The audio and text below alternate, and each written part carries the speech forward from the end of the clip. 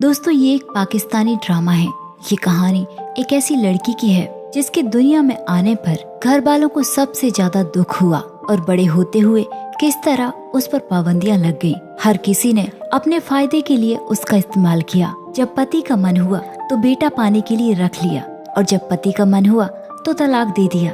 ये कहानी सच में बहुत ही इमोशनल है। तो आइए देर न करते हुए कहानी शुरू करते हैं। कहानी की शुरुआत में हम पाकिस्तान के कार्निवाल शहर को देखते हैं, जहाँ पर हम हॉस्पिटल में एक सलीम नाम के आदमी को देखते हैं। वो बाहर किसी का इंतजार कर रहा था। दरअसल उसकी पत्नी की डिलीवरी होने वाली है। तभी उसके पास एक डॉक्टर आती है। उसने कहा कि आपकी बीवी जोरा की हालत ठीक नहीं है और इस बात की भी नौबत आ सकती है कि जब माँ और बच्चे में से किसी एक को बचाना पड़ेगा। और फिर सलीम ने थोड़ा सोचा और उसने कहा कि यदि बच्चा लड़का है तो आप उस बच्चे को ही बचा लीजिए। और उसकी ये बात सुनकर डॉक्टर भी हैरान थी, क्योंकि आने वाला बच्चा लड़का है या लड़की वो तो डॉक्टर को भी नहीं पता था। जोरा की ये फर्स्ट डिलीवरी है। वहीं सलीम के परिवार में खुशियां मनाई जा रही हैं और मिठाइयां बांटी जा रही हैं कि आने वाला बच्चा बेटा ही होगा। तभी उसकी माँ को सलीम के हॉस्पिटल से फोन आता है और जब सलीम ने बताया कि उसे बेटी हुई है तो ये खबर सुनते ही उन सब के चेहरे एक पल में ही मुरझा गए और उन्हें इस बात की खुशी नहीं थी कि बेटी और माँ दोनों बच गई हैं। दुख तो इस बात का है कि उन्हें बेटा नहीं हुआ। जब जोरा अपनी बेटी को लेकर घर आई तो उसकी सास ने उसकी बेटी का चेहरा भी नहीं देखा। सलीम की माँ उससे कहने लगी कि बेटा जो होता है वो बाप का बाजू होता है और बेटी कमर का बोझ। 20-22 साल तक खिलाओ पिलाओ, उसके खर्चे उठाओ और उसके बाद कोई भी गैर आकर लंबा चौड़ा दहेज मांगेगा। और ये सोच एक औरत की थी जो वो भी कभी किसी की बेटी थी।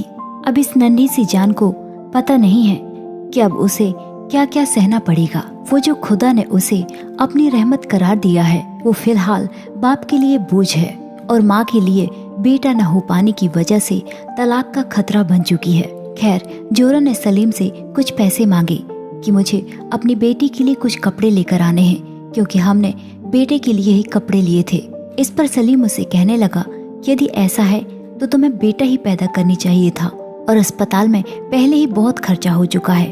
अब जो है वही पहना दो। और फिर जोरा अपनी बेटी को अकेली ही पालने लगी। उसने अपनी बेटी का नाम रजिया रखा। जो उसके कपड़ों से बचा हुआ कपड़ा बचता वो उससे अपनी बेटी की फ्रॉक बना देती। घर के टूटे बर्तनों से खेलकर वो बड़ी होने लगी। इन बेटियों के सदके नहीं उतारे जाते, इन पर जिंद जान नहीं बारी जाती। यदि ये कोई कारनामा भी कर दें तो इनके नाम फख्र से नहीं लिए जाते, क्योंकि सबको बेटा चाहिए। और 2 साल के बाद जोरा ने एक और बच्चे को जन्म दिया और नजारा कुछ ऐसा था। इस नजारे को देखकर आप समझ ही सकते हैं कि जोरा ने एक बेटे को जन्म दिया है। उसकी दादी उसे गोद में खिलाने के लिए तरस रही है। वो बड़ी ही बेसब्री से अपने पोते का इंतजार कर रही है। गरीबों में कपड़े बांटे जा रहे हैं। घर में आते ही उसकी सास ने जोहरा को गले से लगा लिया और उसका माथा चूमने लगी और कहा कि मेरे पोते को मेरी गोद में दे दो। कब से मैं इसकी आरजू लगाई बैठी हूँ। जैसे ही वो उस बच्चे को अपनी गोद में लेने लगी तभी वो बेहोश होकर वहीं पर गिर पड़ी और देखते ही देखते सलीम की माँ की मौत हो गई। पोते को गोद में लिए बिना ही बेचारी चल बसी। और यदि लड़की पैदा हुई होती तो उसे मनहूस का टाइटल मिल जाना था कि घर आते ही दादी को खा गई। लेकिन बेटा है इसलिए ऐसा कुछ भी नहीं हुआ। इसे चुपचाप रब की मर्जी मान ली गई। और फिर सलीम रजिया को अपने बेटे के खिलौनों के साथ भी नहीं खेलने देता। रजिया अपने अब्बा के प्यार के लिए तरस रही थी। वो अपनी माँ से किचन में जाकर सवाल करने लगी कि अम्मी मेरे खिलौने कहाँ हैं? अली के लिए अब्बा खिलौने लेकर आए हैं ना, तो मेरे लिए भी लाए होंगे। लेकिन उसकी माँ ने उसके सवालों का कोई जवाब नहीं दिया। और अब अली 5 साल का हो चुका है। बड़ी धूमधाम से उसका जन्मदिन मनाया गया। रजिया बड़ी होती जा रही है लेकिन उसके सवाल अब भी वही है। उसने अपनी माँ से पूछा कि मेरा जन्मदिन कब आता है। उसकी माँ ने उसे उसकी जन्म की तारीख बताई। रजिया ने पूछा कि फिर मेरी सालगिरह क्यों नहीं मनाई जाती। लेकिन हर बार की तरह उसकी माँ के पास अब भी उसके सवालों का जवाब नहीं था। उसके मन में ढेर सारे सवाल थे कि उसके भाई के लिए अब्बा सब कुछ लेकर आते हैं, मेरे लिए क्यों नहीं? मेरे लिए कभी कोई गिफ्ट नहीं आता। आखिर ऐसा क्यों? मैं भी तो उनकी बेटी ही हूँ ना। और फिर सलीम अली के लिए एक साइकिल लेकर आया। रजिया अपने भाई के पीछे पीछे घूमती रहती और उससे साइकिल मांगती लेकिन उसका भाई उसे साइकिल नहीं देता और फिर रजिया वहाँ पर उदास होकर बैठ जाती है। तभी वहाँ पर मन्नू नाम का एक लड़का आता है। उसने एक लड़के से साइकिल छीनी और रजिया को चलाने को दी। वो साइकिल चलाकर बेहद खुश थी और ये रजिया और मन्नू की दोस्ती की शुरुआत थी। रात को रजिया अपने अब्बा से साइकिल की मांग करने लगी। उसके अब्बा ने कहा कि तुम साइकिल का क्या करोगी? कल मैं तुम्हारे लिए एक गुड़िया ला कर दूंगा। साइकिल चलाना तुम्हारे बस का काम नहीं है। रजिया की जिद करने पर उसके अब्बा ने डांट कर उसे चुप करा दिया। अगले दिन वो मन्नू के पास गई। उसने कहा कि तुम अपने अब्बा से कहो ना कि वो तुम्हें साइकिल दिला दे, फिर तुम्हारी साइकिल मैं भी चला लिया करूंगी। मन्नू ने कहा कि मेरे अब्बा नहीं है, वो तो कब के मर गए, हमारे पास साइकिल लेने के पैसे नहीं है। रजिया ने अपनी मासूम सी आवाज में कहा कि मेरे अब्बा तो नहीं मरे, फिर भी मुझे साइकिल नहीं दिलाते। रजिया की माँ ने उसे मन्नू के साथ बैठे हुए देख लिया। उसने फौरन ही उसे अंदर आने के लिए कहा और उसकी माँ ने उसे समझाया कि लड़कियां लड़कों से दोस्ती नहीं करती। अब रजिया को ये समझ नहीं आ रहा था कि लड़कियां साइकिल नहीं चला सकती, लड़कियां लड़कों से दोस्ती नहीं कर सकती, तो फिर लड़कियां करती क्या हैं? और फिर रजिया के दिमाग में एक आइडिया आया। उसने मन्नू के साथ बोतलों के ढक्कन इकट्ठे किए और उन्होंने पैसे जोड़े और फिर दोनों ने मिलकर रजिया के लिए साइकिल खरीद ली। और अब रजिया मन्नू के साथ बाहर साइकिल चलाने जाती। वो लड़कों के साथ रेस में हमेशा फर्स्ट आती। लेकिन जब ये बात उसके अब्बू को पता चली, उसके अब्बू ने कह दिया कि अब से रजिया का साइकिल चलाना घर से बाहर बिल्कुल बंद। उसे साइकिल चलानी है तो घर में चलाए, क्योंकि अब वो बड़ी हो गई है। और अब रजिया घर से बाहर साइकिल चलाने नहीं जाती थी। इसलिए एक दिन उसके घर मन्नू आ गया। वो उसकी माँ से पूछने लगा कि रजिया आजकल साइकिल चलाने क्यों नहीं आती। उसकी माँ ने कहा क्या वो बड़ी हो चुकी है। लेकिन मन्नू के मन में सवाल थे कि वो बड़ी कब हुई? यदि वो बड़ी भी हो गई तो मैं क्यों नहीं बड़ा हुआ? और जब वो अपने अब्बा से सवाल करती तो जवाब में उसे एक थप्पड़ मिलता। और इस तरह कुछ साल बीत गए। अब मन्नू भी बड़ा हो चुका है। वो एक दिन रजिया से मिलने उसके घर पहुंचा। उसने बताया कि मैं मन्नू हूँ, रजिया के बचपन का दोस्त। लेकिन उसकी माँ ने उसे रजिया से नहीं मिलने दिया। रजिया के कमरे में आप जो ये ट्रॉफियाँ, मेडल्स देख रहे हैं, ये सब रजिया की कमाई है। वो अपने स्कूल में हर बार टॉप करती है। और फिर अगले दिन मन्नू ने रजिया को छत पर देखा। वो तुरंत ही उसके पास चला गया। इस बात पर रजिया उसे गुस्सा करने लगी और उसे समझाने लगी कि अब हम बड़े हो चुके हैं, इसलिए तुम मेरे पास इस तरह मिलने मत आया करो, ये मेरे लिए सही नहीं होगा। उसकी बात सुनकर मन्नू उदास होकर वहाँ से चला जाता है। अली के सिर्फ पास होने पर उसके अब्बा उसे शाबाशी और पैसे देते हैं। लेकिन रजिया के टॉप आने पर भी उन्हें कोई फर्क नहीं पड़ता, क्योंकि वो तो पराई है। उल्टा उसने उनका खर्चा कराना है। बड़ा होकर वो उनका बाजू बनेगा। लेकिन रजिया के अब भी सवाल हैं कि आखिर वो क्यों अपने अब्बा का बाजू नहीं बन सकती। और एक दिन रजिया की क्लास टीचर उसके घर आई। वो उन्हें मुबारकबाद देने आई थी कि बड़े बड़े स्कूलों के बच्चे भी ये कमाल नहीं करते जो आपकी बेटी ने कर दिखाया है। उन्होंने बताया कि आज मैट्रिक का रिजल्ट आया है और पूरे सूबे में तुम्हारी बेटी ने फर्स्ट पोजीशन हासिल की है। उन्होंने उसे एक ट्रॉफी दी और साथ में 10,000। रजिया अपनी ये कामयाबी पर बहुत ज्यादा खुश थी। लेकिन अगले ही दिन उसके अब्बा ने कह दिया कि अब पढ़ाई वढ़ाई बहुत हो गई, अपनी माँ का काम में हाथ बटाओ, और अब खर्चे बहुत बढ़ गए हैं और मैं 2 बच्चों के पढ़ाई का खर्चा नहीं उठा सकता।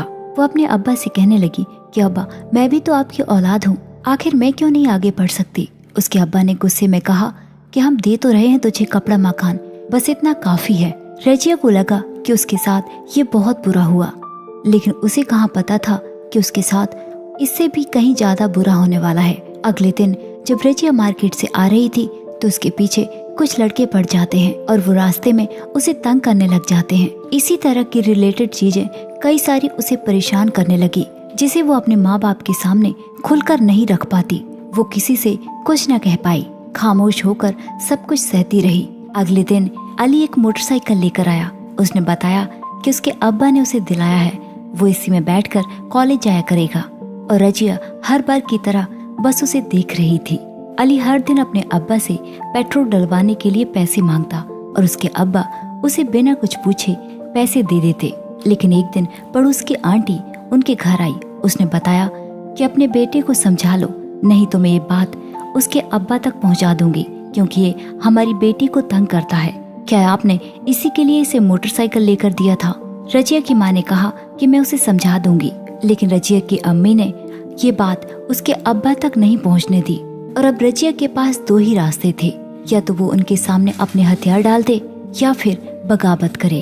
और उसने इस बार अब बगावत करने की ठान ली। अगले दिन वो छत पर जाकर उसने मन्नू को बुलाया और उसे अपनी सारी प्रॉब्लम्स बताई।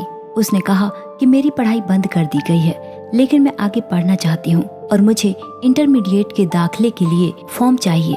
और मन्नू उसकी मदद करने के लिए तैयार था। अगले दिन वो फॉर्म लेकर आ जाता है, लेकिन जैसे ही रजिया उस फॉर्म को देखती है तो उसमें फॉर्म सबमिट करने की 2100 रुपए फीस थी। और अब रजिया के पास इतने पैसे नहीं थे, इसलिए वो फॉर्म को वहीं पर फेंक देती है। लेकिन मन्नू हर बार की तरह एक अच्छे दोस्त की तरह वो उसकी मदद करता है। और अब रजिया का फॉर्म सबमिट हो चुका था और वो घर वालों की चोरी छिपे अपनी पढ़ाई शुरू कर देती है।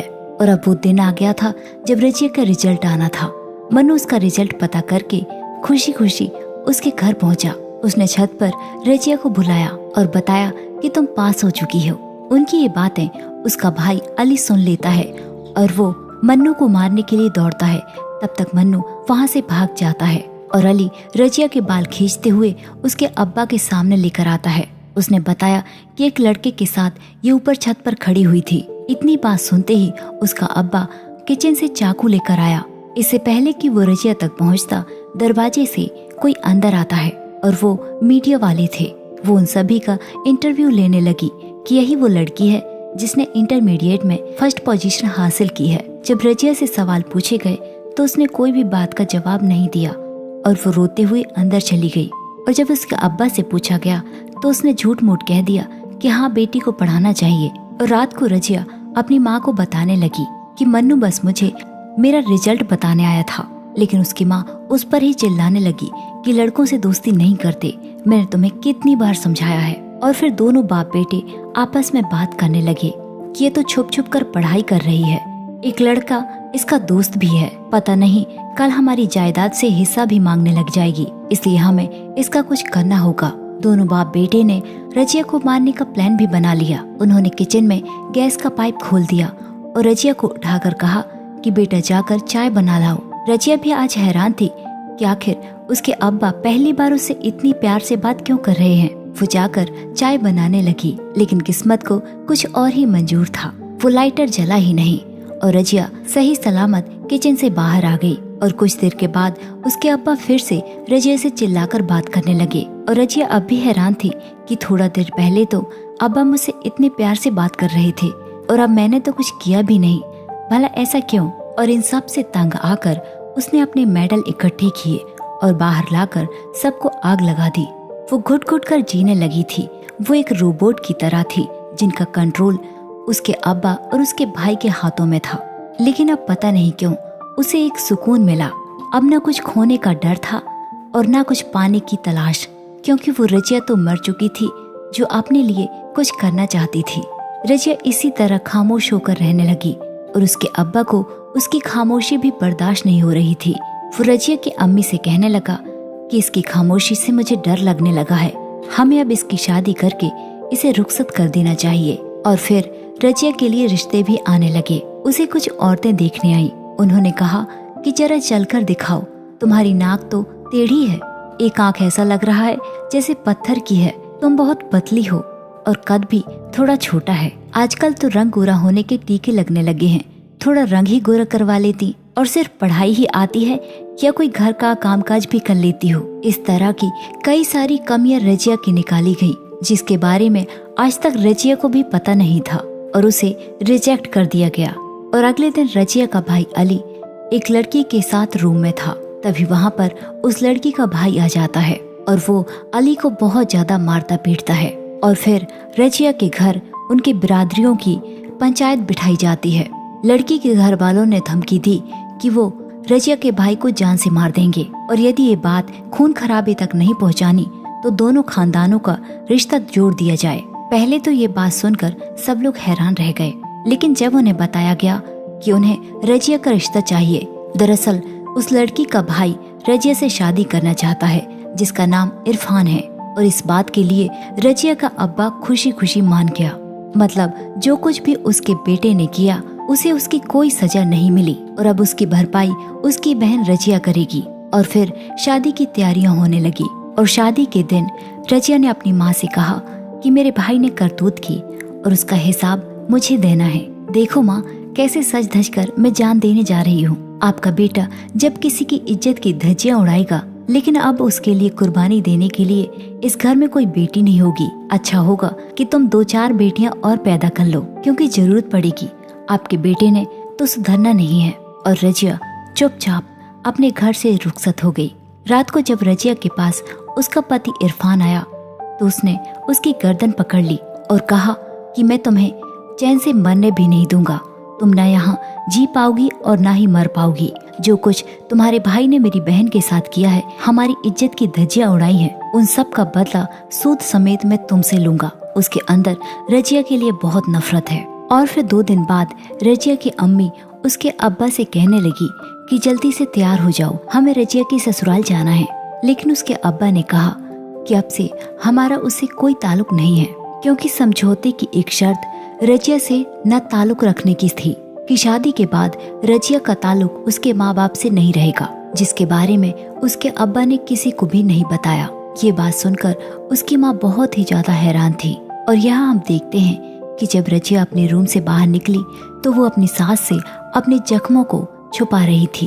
उसकी सास कहने लगी कि रहने दो, रोज रोज कहाँ तक जख्म छुपाती फिरोगी, तुम्हें जख्म खाने की और हमें देखने की आदत हो जाएगी।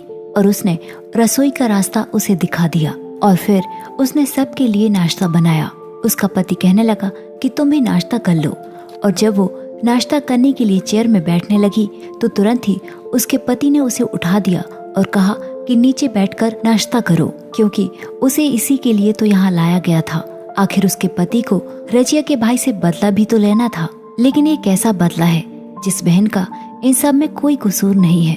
और आज रजिया की माँ को आज ये रियलाइज हो गया कि उसने अपनी बेटी के साथ गलत किया। उसने कभी भी अपनी बेटी के लिए उसके अब्बा से उसका हक नहीं मांगा। आज उसके बेटे के कर्मों का हर्जाना उसकी बेटी भर रही है। और फिर वो अपने हाथ में बेल्ट लेकर अपने बेटे के कमरे में जाती है और जो सालों से भरा हुआ गुस्सा था वो अली के ऊपर उतार देती है। अगले दिन रजिया की ननद उससे माफी मांगने लगी। रजिया ने उससे कहा कि तुम्हारी गलती ये थी कि तुम एक आदमी के बहकावे में आ गई और मेरी गलती ये थी कि मैं उस आदमी की बहन हूँ। उसने कहा कि भाभी, ये लोग आपको मार डालेंगे। रजिया ने कहा कि क्या तुम्हें लगता है कि मैं जिंदा हूँ? मेरे घर से ये लोग मेरी लाश रुखसत करके लेकर आए हैं और लाश को तकलीफ नहीं होती। उसकी बातों में बहुत सारा दर्द छुपा हुआ था। हर गुजरते दिन के साथ जुल्म बढ़ता गया। सब कुछ एक रूटीन जैसा चल रहा था। उठो, काम करो, मार खाओ और सो जाओ। इस तरह दिन महीनों में बदले और महीने साल में। और अब रजिया माँ बनने वाली है। जब इस बात की खबर घर वालों को पता चली तो बस उनके मन में एक ही उम्मीद थी कि हमारी गोद में हमारा पोता आ जाए। अपनी दुश्मनी भूलकर उसका पति उसकी केयर करने लगा। 9 महीने तक रजिया की सब ने बहुत केयर की और उसके पति का कहना था कि बस मुझे मेरे हाथ में मेरा बेटा दे दे। लेकिन किस्मत ने रजिया से फिर से एक खेल खेला और उसे बेटा नहीं बल्कि बेटी हुई। घर आते ही उसका पति उस पर चिल्लाने लगा कि मैंने तुमसे कहा था कि मुझे बेटा ही चाहिए। और बेटी के आने पर उसने सबके सामने रजिया को तलाक दे दी। लेकिन अब रजिया कमजोर नहीं बल्कि मजबूत बन चुकी है। उसने अपने पति की ये बात सुनकर उसके मुंह पर एक जोरदार थप्पड़ लगाया और ये थप्पड़ उसके लिए बहुत बड़ा जवाब था। उसने उसके तलाक का जवाब एक थप्पड़ से दिया और अपने ससुराल को छोड़कर वो अपनी माँ के घर आई। जैसे ही रजिया घर में आई, उसका भाई अली कहने लगा कि तुम यहाँ कैसे आ गई? समझौता तो ये हुआ था कि तुम यहाँ कभी नहीं आओगी। और इससे पहले कि वो और भी कुछ कहता, रजिया ने उसे भी एक जोरदार थप्पड़ लगा दिया, जो थप्पड़ उसे बहुत पहले लग जाना चाहिए था। रजिया ने कहा कि अब मैं सभी रिश्तों से आजाद हो चुकी हूँ। उसने मुझे तलाक दे दी है। लेकिन इस बात से रजिया दुखी नहीं, ना ही वो उदास है, बल्कि वो इस आजादी से खुश है। और असल मायने में रजिया अब जिंदा हुई थी। वो अब रुकी नहीं बल्कि उसने कुछ करने का ठाना। वो सबसे पहले बच्चों को ट्यूशन पढ़ाने लगी। कुछ दिन के बाद उसे जॉब भी मिल गई और अब रजिया की बेटी भी बड़ी हो चुकी है। लेकिन उसने अपनी बेटी से ये नहीं कहा कि तुम बड़ी हो गई हो, बाहर खेलने मत जाना, बल्कि उसने उससे ये कहा कि अब तुम बड़ी हो गई हो, इसलिए तुम्हें अब बड़ी साइकिल लेनी होगी। और वो अपनी बेटी को साइकिल लेने के लिए एक दुकान पर लेकर जाती है और वो दुकानदार कोई और नहीं बल्कि मन्नू था। रजिया मन्नू को देखकर बहुत खुश हुई। उसने अपने बारे में उसे सब कुछ बताया और बताया कि मेरी ही तरह मेरी बेटी को भी साइकिल चलाना बहुत पसंद है। लेकिन उसने अपनी बेटी की उड़ान को रुकने नहीं दिया, बल्कि उसके हर फैसले पर उसका साथ दिया और असल में एक माँ क्या होती है उसका फर्ज निभाया। इसी के साथ ये कहानी यहीं पर खत्म हो जाती है। तो दोस्तों, ये थी हमारी आज की कहानी। हमारी कहानी आपको कैसी लगी कमेंट करके जरूर बताइए और ऐसी ही कहानियों के लिए हमारे चैनल को सब्सक्राइब कीजिए। Thanks for watching.